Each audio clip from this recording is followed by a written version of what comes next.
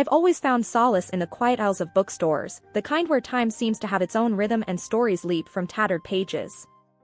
At 29, running a business that my parents helped me set up, I often escaped to these havens, seeking the company of books over people.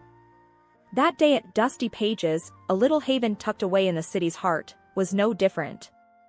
Or so I thought. As I wandered through the maze of shelves, my fingers traced the spines of countless books, each holding a universe within. My quest was specific, a rare, antique edition that had eluded me for months. And there it was, almost glowing amidst the dust and shadows. As I reached out, another hand mirrored mine, halting inches from the prize. Startled, I looked up into a pair of curious eyes. The owner of the hand was a man about my age, with a kind of easygoing charm. "Oh, I'm sorry," he said, quickly retracting his hand. "Were you going for this one?" "Yeah, I've been on its trail for ages," I replied, surprised at my own honesty. He gave a half-smile, "Me too. It's a tough find. But go ahead, you found it first." His gesture, so simple yet rare, caught me off guard. "Are you sure?" "I mean, we both found it at the same time," I said, feeling a strange mix of guilt and gratitude. "Yeah, I'm sure. I'm Jake, by the way," he introduced himself, extending his hand. "Nice to meet you, Jake." Well, let's just say I'm a fellow book lover," I said, shaking his hand. His grip was firm, friendly. We both chuckled, and I took the book, feeling a twinge of victory mixed with sympathy. "You're a rare breed, Jake. Giving up a find like this." He shrugged, "Books come and go. But it's not every day you get to make someone's day." I laughed. "Well, you've certainly made mine. I'm in this place often, but I haven't seen you around." "You a regular?" "Nah, first time here. I usually stick to the tech world, but there's something about old books, you know?" I nodded, understanding all too well. We found a corner table amidst the stacks and started talking about books, life, and everything in between. He was easy to talk to, a listener with stories of his own. He was curious about my business, but I dodged the topic, not ready to delve into the whole successful businesswoman with family support narrative just yet. Hours slipped by like minutes as we talked. I learned about his tech job, his love for hiking, and his surprisingly good taste in old movies. In turn, I shared my love for antique books, my random adventures, and my guilty pleasure of bad reality TV shows. As the bookstore began to dim its lights, signaling closing time, we exchanged numbers. "It was really great meeting you, Jake. Maybe we can do this again, talk more about books, or anything else," I said, feeling a connection I hadn't anticipated. "Absolutely," he replied, his smile genuine. "I'll hold you to that. And maybe next time, I'll find the book first." After several months of dating Jake, the inevitable happened, meeting his family. He'd warned me about them, how they were a bit, well, let's just say they had their quirks. He was especially worried about them finding out about my business and the money situation. So, I decided to play it down, saying I was a freelancer. Just a simple girl writing articles, nothing fancy. We drove to his parents' house one Sunday. It was a modest home, the kind that had seen better days. The moment we walked in, I felt the weight of their eyes sizing me up. "Mom, Dad, this is..." Jake started. "I'm Sarah," I cut in, offering a smile that felt more like a shield. His mom, a stern-looking woman with a permanent frown, gave me a once-over. "Sarah, huh? And what is it you do?" "I'm a freelance writer. I write articles for websites," I replied, trying to sound as humble as possible. His dad, a quiet man with a knack for disappearing into the background, just nodded. But it was Jake's sister, Linda, who spoke next. "A freelancer? So, you don't have a real job?" Linda's voice dripped with a mix of curiosity and disdain. I felt Jake's hand tighten around mine, a silent plea for patience. "Well, it pays the bills." "It's honest work," I said, keeping my tone light. Linda snorted. Sounds more like freeloading to me. Bet you're just waiting to latch onto Jake's income. Dinner was an awkward affair. His parents made small talk, asking Jake about his work, barely acknowledging my presence. Linda, on the other hand, was like a dog with a bone, dropping snide remarks every chance she got. So, Sarah, freelancing must be tough. Bet you don't get to go on fancy trips or buy nice things, Linda said, her eyes sharp. I forced a laugh. Oh, you know, I manage. I like simple things. Jake tried to change the subject, talking about a recent project he was working on. But Linda wouldn't let up. And what about kids? Planning on any? Or would that be too much for a freelancer to handle? She pressed on. I could feel Jake's frustration growing, mirroring my own. We haven't really thought that far ahead, he said, his voice tight. The rest of the evening passed in a blur of uncomfortable exchanges and forced smiles. Things started heating up after that awkward dinner with Jake's family. It wasn't long before his mom and sister, Linda, began dropping by our place uninvited. They'd come in, plop themselves on the couch, and make themselves right at home, often staying for hours. It was like they were marking their territory, reminding me that I was the outsider. One such afternoon, while Jake was at work, his mom and Linda showed up. As usual, they made a beeline for the kitchen, expecting to be fed.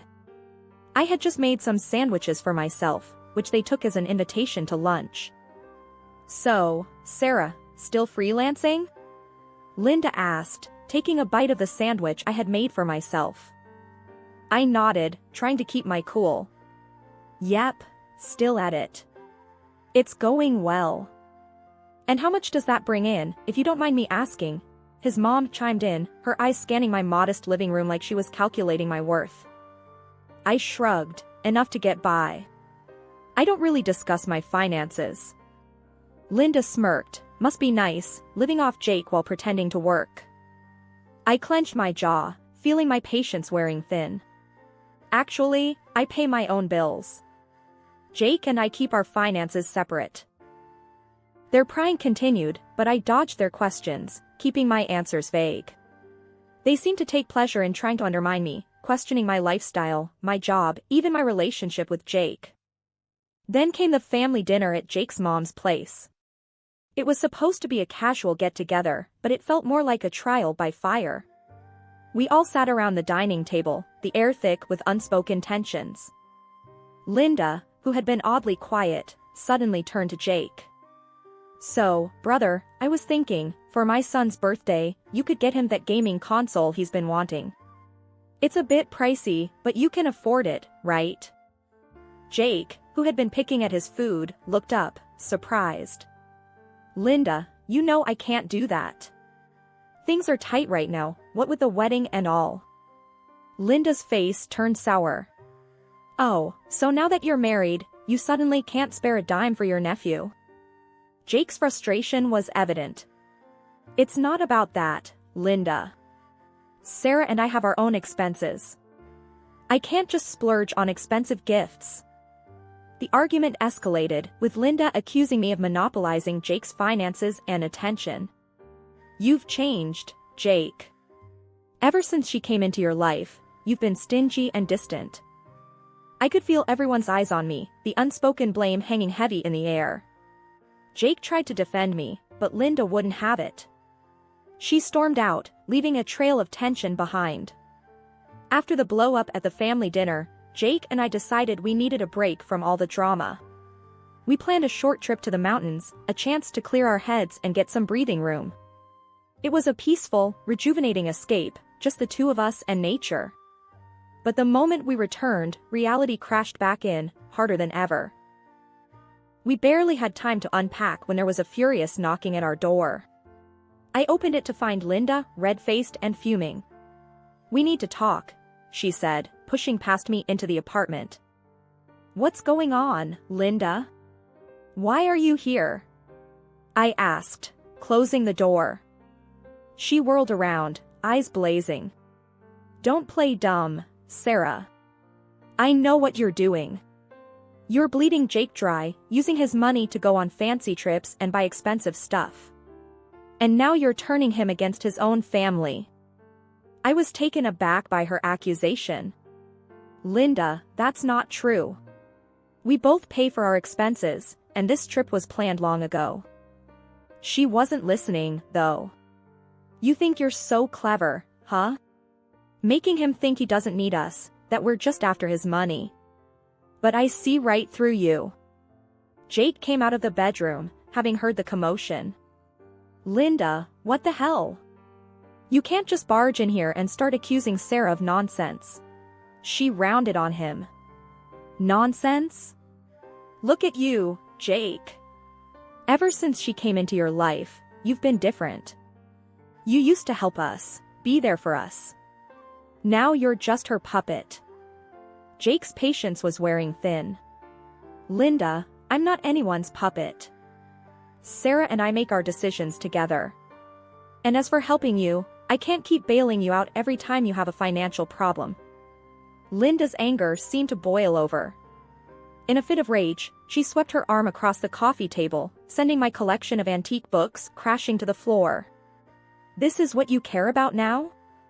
Old, useless books and a gold digger? I gasped, rushing to salvage my books. Jake grabbed Linda's arm, steering her towards the door. That's enough, Linda. Leave. Now. She struggled against him. You'll regret this, Jake. Choosing her over your own family. After she left, the apartment was eerily silent, the tension hanging thick in the air. Jake helped me pick up the books, his face a mix of anger and regret. The weeks following Linda's outburst were quiet, almost nearly so. Jake and I had started to relax a bit, thinking maybe, just maybe, his family had decided to back off. That was until we got the call from his mom about her birthday dinner at a fancy restaurant downtown. When Jake mentioned that his mother's birthday dinner would be at Le Jardin, I couldn't help but grin. I had a special connection with that place, a little secret that I hadn't shared with anyone, not even Jake. As we drove to the restaurant, I could sense Jake's anxiety. He fidgeted in his seat, clearly worried about how the evening would unfold after the recent tensions with his family. You okay? I asked, reaching over to give his hand a reassuring squeeze. Yeah, just hoping tonight goes smoothly, he replied, forcing a smile. Le Jardin was as elegant as ever, with its dim lighting and soft music creating an intimate ambience.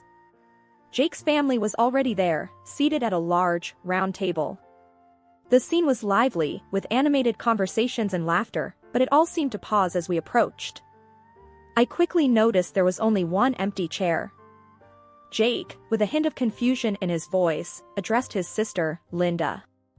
Hey, Linda, why is there only one seat? We're both here. Linda, with a smirk that didn't quite reach her eyes, said, Oh, Jake, we assumed Sarah wouldn't mind. After all, this is a family gathering, and she's not really family, is she? Maybe she can find a spot at the bar. The table erupted in a mix of awkward chuckles and murmurs. Jake's face turned a shade of red, a mixture of embarrassment and anger. I felt their eyes on me, expecting me to react, to show some sign of hurt or outrage. But instead, I laughed, a genuine, hearty laugh. That's quite all right, Linda. I wouldn't want to impose. Jake, still holding my hand, looked at me with a puzzled expression. Sarah, you sure you're okay with this? I squeezed his hand. Absolutely. Don't worry about me. I'll find a place. Enjoy the dinner. As I stepped away from the table, I could feel their eyes on me, a mix of surprise and uncertainty in their gaze. I approached the restaurant manager, a familiar face, with a confident stride. Hi, John, seems there's a bit of a mix-up at our table. Could you find a spot for me? I asked, my tone light but firm. John's professional demeanor broke into a smile of recognition. Of course, Sarah. For the owner of Le Jardin, we always have the best table available. The words were loud enough for Jake's family to hear, and I glanced back to see their expressions shift from smug satisfaction to utter shock. Linda's and her mother's mouths hung open, their plan to belittle me backfiring spectacularly. As John led me to a beautifully set table in a prime location, I couldn't help but savor the moment. The irony of the situation was delicious, and their stunned faces were a sight to behold. Sitting at my own VIP table at Le Jardin, I couldn't help but feel a mix of triumph and amusement. Jake sat across from me, his expression still a mix of shock and pride. "Sarah, why didn't you tell me you own this place?" he asked, his eyes wide with curiosity. I shrugged, sipping my wine. I guess I never found the right moment. And, honestly, I wanted to keep some parts of my life just for me, at least for a little while. He laughed, shaking his head. "This is incredible. No wonder you weren't fazed by Linda's comment." Our meal was delightful, the food exquisite as always, but the real entertainment was the drama unfolding at the family table. Midway through our dinner, Linda and Jake's mom, with hesitant steps and awkward expressions, approached our table. "Sarah, we didn't know," Jake's mom stammered, clearly struggling to find the right words. "Yeah, about the restaurant, and you owning it," Linda added, her usual confidence deflated. I put down my fork, giving them a calm look. "It's okay. Not many people do. I prefer to keep my business affairs private." Jake's mom fidgeted, glancing at the other table where the rest of the family was pretending not to eavesdrop. I mean, about the bill tonight. We assumed you'd." I raised an eyebrow. "You assumed I'd pay because I own the place?" They both nodded, visibly uncomfortable. I could tell they were expecting me to bail them out of the awkward situation they had created for themselves. I leaned back in my chair, choosing my words carefully. "Well, as much as I'd love to treat everyone, I think it's important for us to stick to what was planned. It seems, someone said that I'm not a family member, right?" The look on their faces was a mix of surprise and embarrassment. Linda, usually so quick to speak, was at a loss for words. They returned to their table, their departure marked by a few curious glances from the other guests. Turning back to our meal, Jake let out a low whistle. "Well, that was something." I laughed, the tension from earlier completely diffused. "Just a typical dinner with your family, huh?" He nodded, his eyes still on his family's table. "You know, I'm starting to think these dinners are cursed." We finished our meal in peace, the atmosphere at our table starkly contrasting with the palpable tension at the family table. As we left the restaurant, I felt a sense of closure, like I had finally established my place in this complicated family dynamic. Their attempts to belittle me had backfired, and in revealing a part of my life I had kept private, I had gained an unexpected upper hand. The ride home from Le Jardin was filled with a mix of silence and soft music playing in the background. Jake seemed deep in thought, occasionally glancing at me as if he was about to say something but then deciding against it. Finally, as we pulled into our driveway, he spoke up.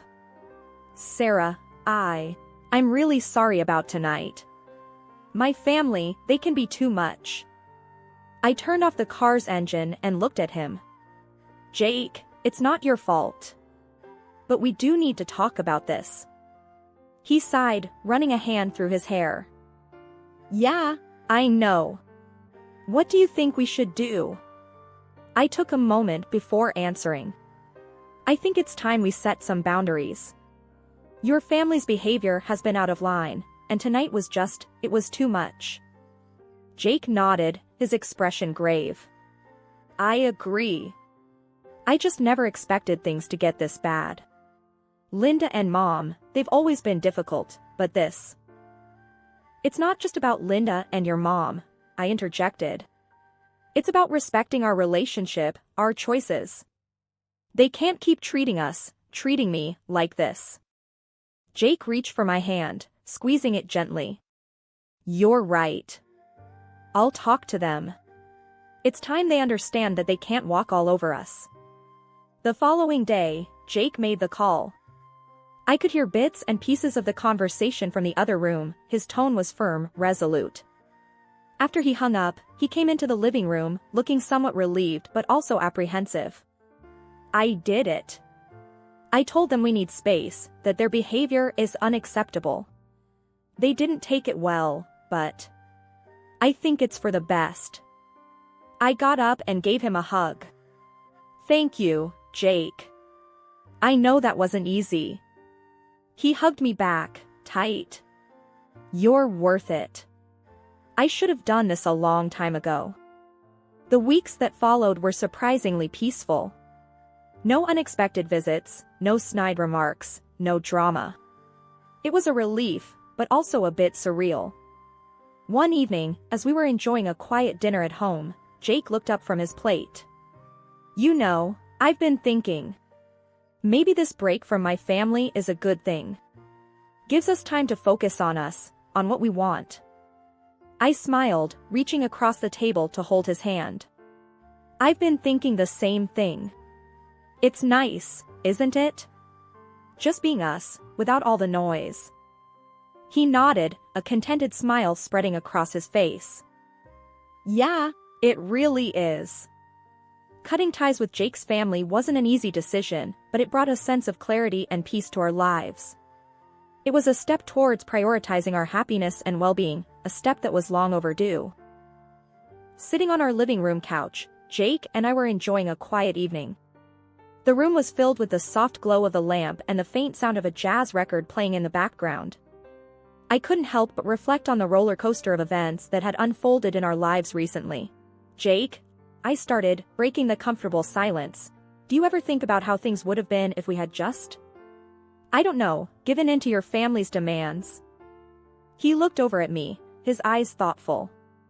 Sometimes. Yeah, but then I remember how unhappy we were, constantly trying to please them.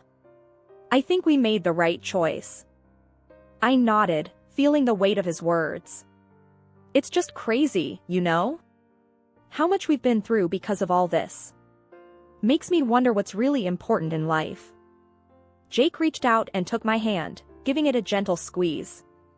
What's important is this, us, being honest with each other, standing up for what we believe in. I smiled, feeling a sense of warmth spreading through me. You're right. I guess it's all about finding a balance, isn't it? Between dealing with family and staying true to ourselves. Yeah, balance, he echoed, his gaze shifting to the window. You know, before all this, I always thought family was about sticking together no matter what. But now, I realize it's more than that. It's about respect, understanding, and sometimes, distance. I leaned my head on his shoulder. I never expected my life to turn out like this. Meeting you, starting a business, dealing with all the family drama. It's been a journey. And what a journey it's been, he added with a chuckle. With its ups and downs, but I wouldn't change a thing. We sat there in silence for a while, lost in our thoughts. The challenges we had faced with his family had tested us in ways we never anticipated. But through it all, we had grown stronger, both as individuals and as a couple. That evening, as we sat together, I realized that life is unpredictable and often challenging. But with the right person by your side, it's an adventure worth every moment. Our story wasn't just about dealing with difficult in-laws or running a successful business. It was about love, resilience, and the power of standing together against the odds.